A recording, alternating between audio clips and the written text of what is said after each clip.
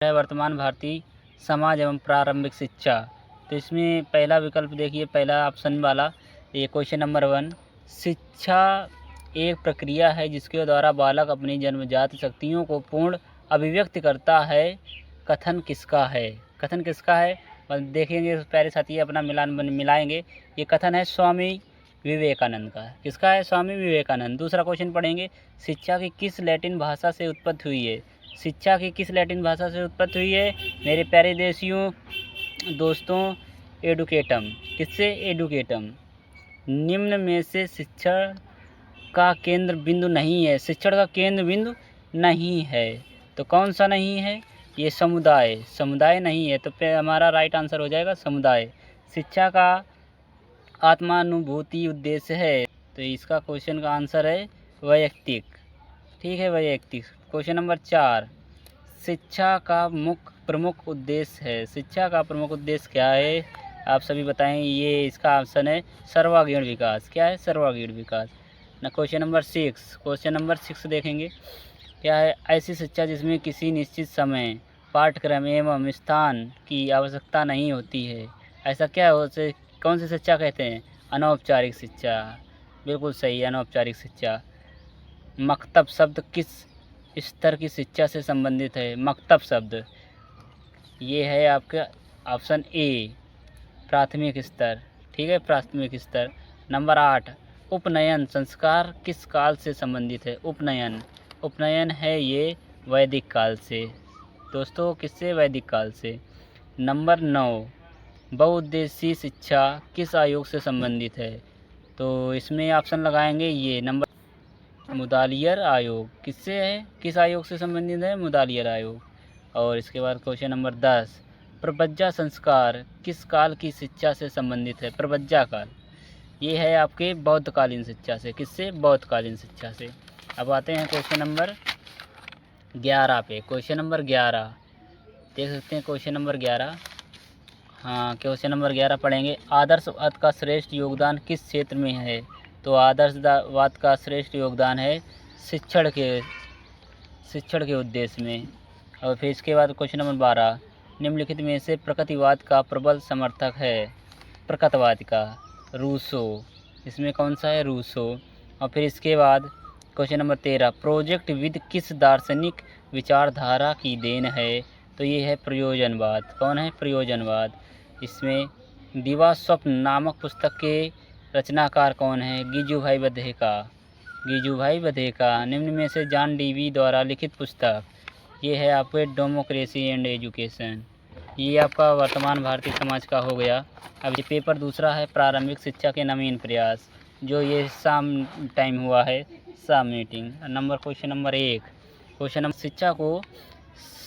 शिक्षा को समवर्ती सूची में स्थान कब दिया गया? तो ये आपका ऑप्शन हो जाएगा नंबर 4, 1976 में।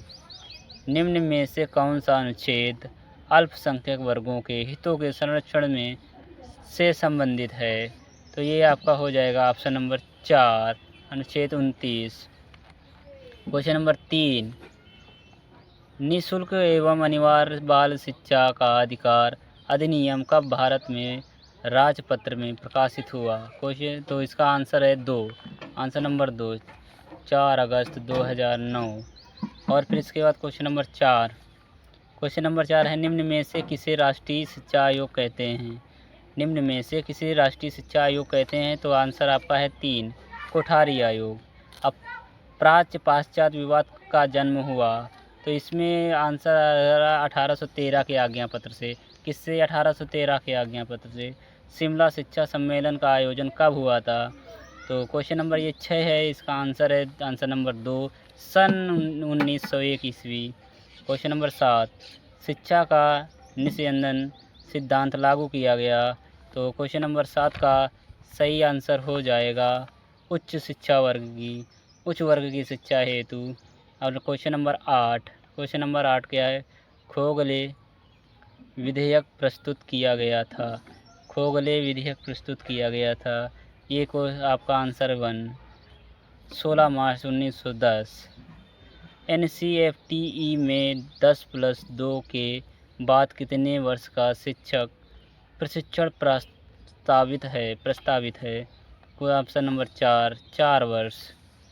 ऑपरेशन ब्लैक बोर्ड कब प्रारंभ हुआ? ऑपरेशन ब्लैक बोर्ड सन 1986 से 1987।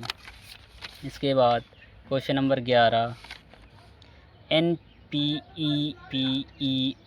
किस कक्षा की अपवंचित लड़कियों के अध्ययन करने का प्रावधान है? तो ये है क्वेश्चन नंबर 3, 1 से 8, कक्षा 1 से 8। क्वेश्चन नंबर 12, उत्तर प्रदेश के मिड डे मील योजना कब लागू की गई?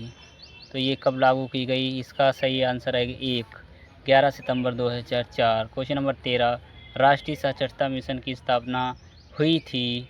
राष्ट्रीय साक्षरता मिशन की स्थापना हुई थी, तो इसका आंसर है 3 नंबर, सन 1988 में। क्वेश्चन नंबर 3, ये अध्यापक शिक्षा हेतु नियामक संस्था है, ये है दूसरा नंबर।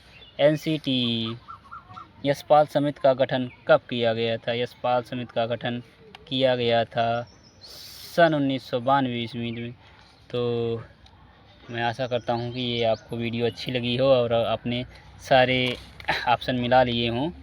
बस तो वीडियो को लाइक करिए, शेयर करिए और दूसरों को पास भेजिए, जिससे वो भी अपना ये प्रश्न पत्र सॉल्व कर सकें। ठीक है, बाय बाय दोस्तों।